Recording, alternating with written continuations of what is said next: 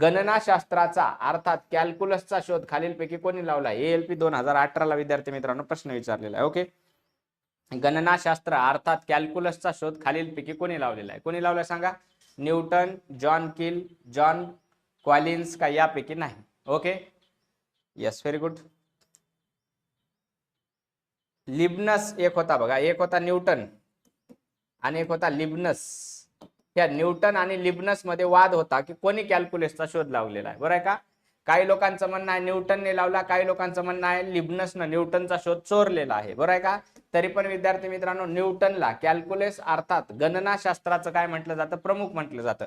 Principia नावाचा ग्रंथ जो आहे, प्रिन्सिपिया हा ग्रंथ न्यूटननं रचलेला आहे बघा. त्याच्यामध्येच त्याने न्यूटनचे गतिविषयक 3 नियम जे आहेत, 3 नियम जे न्यूटनचे गतिविषयक 3 नियम, कोणते कोणते 3 नियम आहेत?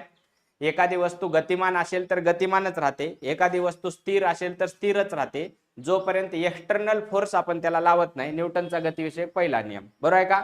P = mv संवेग परिवर्तनाचा दर हा प्रयुक्त बलाशी समानुपाती असतो, हा न्यूटनचा गतिविषयक दुसरा नियम आहे. आणि every action equal and opposite reaction. Okay, प्रत्येक क्रियाबलाला एक प्रतिक्रिया बल असते, हे न्यूटनचा गतिविषयक तिसरा नियम आहे. न्यूटनचे गतिविषयक तिन्ही नियम कशामध्ये दाखवलेले, कशात सांगितलेले आहेत?